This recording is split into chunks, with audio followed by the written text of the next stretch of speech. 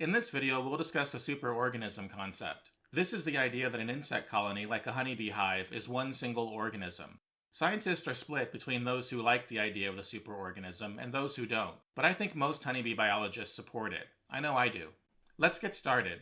We'll start with the big picture. There are two ways to think about large groups of social animals. Usually we think about them as societies. We are social animals, of course, and we live in societies, as do wolves and dolphins. In these cases, the group is composed of free-living organisms that have tight but breakable social bonds. The second way to think about social animals is that some of them are actually organisms. These are called colonial animals.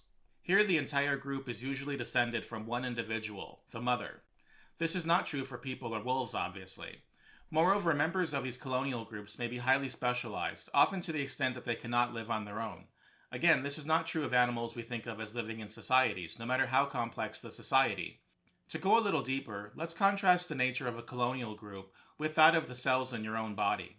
Your body is also a group of complex units, cells, which are all descended from one individual, the fertilized egg. As you develop, the cells specialize into different types. This is in contrast, of course, to the many single-celled organisms in nature. In our bodies, the cells are stuck together, of course, and there are other differences between bodies and hives, but many of the principles of organization are the same.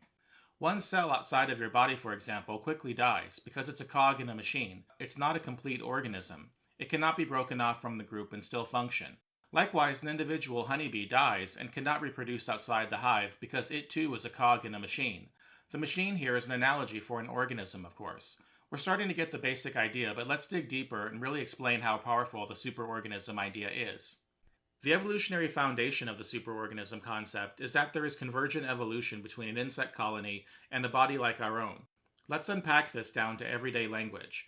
Convergent evolution means that natural selection produced the same trait in two animals that are otherwise quite different and unrelated. Take dolphins and sharks. They are not closely related from an evolutionary perspective. Dolphins are mammals and sharks are fish, but they both have the same shape. Natural selection crafted the same body shape because they face the same problems of going fast through the water to catch prey.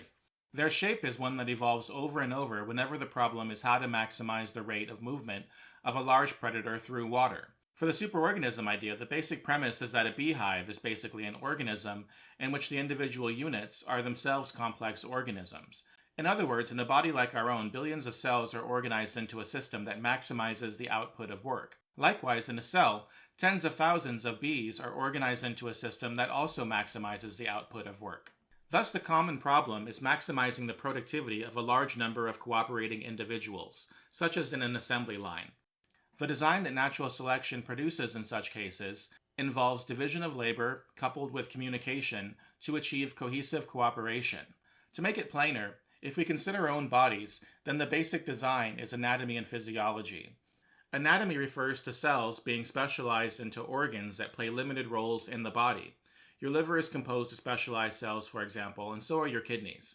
Out of the millions of cells in your body, some specialize to pump blood, some specialize to be neuronal circuits that make decisions, some specialize to be immune cells and fight pathogens, and so forth. Consider a honeybee colony now. There are two main forms of division of labor. First, there is the complex specialization of queens for reproduction. This involves morphological and physiological differences, too numerous to count here, but essentially a queen can't do most worker tasks, and a worker cannot do most queen tasks. They are permanently specialized. But there's a lot more division of labor. The second type of division of labor is within the workers, and it's based on age. Newly emerged bees, for example, clean cells. Nurses care for the brood and queen. Middle-aged bees process the food and build the nest, and the foragers collect food. Bees pass through these stages, called castes, as they age. Castes have a small amount of flexibility in their behavior, but specialization, division of labor that is the main mechanism by which honeybee hives get work done. So we have anatomy in our body as the basic design plan, and there is also a social anatomy in a beehive. We use terms like division of labor and caste instead of anatomy, but when you think about it from a big picture perspective, it's clear that social anatomy better captures what is going on. So far we have convergence in the case of division of labor, but that's only half the situation. Let's continue our discussion of how our bodies work and switch from anatomy to physiology. Physiology refers to the coordination mechanisms that ensure that all the organs work together for one purpose. Coordinating mechanisms are necessary whenever you have division of labor. Imagine a bunch of guys building a brick wall. Some are laying the bricks, others are mixing cement, and others still are laborers who transport the bricks and cement to where the bricklaying is currently happening. An assembly line system like this can increase productivity if it runs smoothly, but it can actually decrease productivity if the specialized workers are uncoordinated with one another. For example, if there are too many people laying bricks, such that they're usually waiting around for more bricks to come, then a lot of productivity is lost. To maximize productivity, it's often necessary to increase or decrease the amount of specialized work being done by one or more groups. When everyone is working at the right rate, a harmony is reached. In our case of bricklaying, for example, harmony means the cement is being mixed and it and the bricks are being brought to the building site at just the right rate. To balance the efforts of different groups, we use communication. We might start by telling the laborers to move faster, but if that's not enough, then we can shift workers between jobs. That is the essence of physiology. It's getting good coordination between the specialized parts of a system. Let's give an example of physiology in action. When an antelope sees a cheetah, it triggers the fight or flight response. We have this as well. You freeze for a second, and then an immediate decision is made to run or fight, and a surge of adrenaline activates your body to do it. Let's go deeper. The eyes see the threat, and that information is then sent via the nervous system to the brain, which makes a rapid decision whether to run or fight. At that point, the hormone adrenaline is dumped into the bloodstream to prime the body for the action that will follow. Here's the interesting part. We think of adrenaline as giving you a surge of energy, and it does. All the parts of the body needing to give a big effort are supercharged by it. However, other parts of the body, like the digestion and excretion systems, are turned down by adrenaline. So some organs, like your lungs and muscles, are supercharged, but others, like your stomach and bladder, get turned off. That's coordination. Basically, in this emergency situation, the last thing you need is to have to suddenly do a number two. That can wait until after you've saved your life. Digestion can wait too, as can many other things. Hence, all the different organs have to change their behavior to get a unity of purpose at the group level, and this means positive or negative changes in behavior in response to the same signal. In sum, physiology is the process whereby the nervous and endocrine systems, that's the hormonal system, coordinate all the body's activities so the organs are all working together in harmony. The nervous system processes a lot of information and facilitates the rapid transfer of information, while the endocrine system is usually in charge of coordinating slower processes. But it's not black and white. Adrenaline works fast, unlike reproductive hormones, which work slower and are more typical for the endocrine system. Let's return to bees now that we understand the nature of physiology. Bees have what we can call social physiology. The bees basically have two classes of communication signals that serve the same function as our nervous and endocrine systems. First, they have numerous pheromones that serve to coordinate caste activities. This requires some explanation, however, to show how it's analogous to our endocrine system. This is because pheromones, by definition, are chemicals that are externally secreted to facilitate communication between animals, while hormones are chemicals that are internally secreted to facilitate communication between cells. However, it's pedantic to strictly apply this definition to social insects, given that their pheromones often play the same roles as hormones. To illustrate this, consider kids. They have low levels of sex hormones, but the levels rise during puberty, activating the ovaries or testes and many other tissues necessary for adult form and behavior. Now consider the reproductive system of an adult worker honeybee.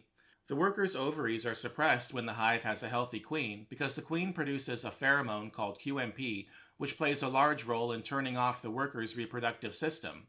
If the queen is lost, however, and no young brood or eggs are present, also signaled by a pheromone, then the worker's ovaries are activated and she eventually starts laying male eggs. Hence, internal reproductive biology that is normally controlled by hormones is controlled by pheromones in a highly advanced social insect like the honeybee. Therefore, it's better to call such pheromones social hormones. Bees still have classic pheromones like mating signals, but many bee pheromones are social hormones. The second class of signal involved in social physiology are dances and buzzes, or to be general about it, mechanical or acoustical signals. In some other social insects, they can also be visual in nature. The waggle dance is the most famous dance, but the point I'm making here is better served by another dance called the tremble dance.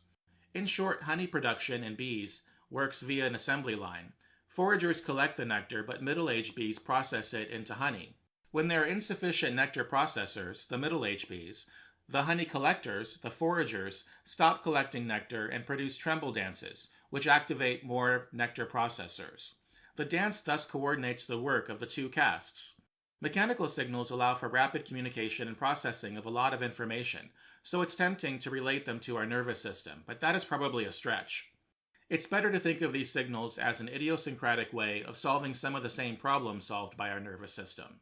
I think that's enough of a deep dive to get a sense of how involved the similarity between a body and a hive is, and why so many scientists think a hive is actually a single organism. But one last thing.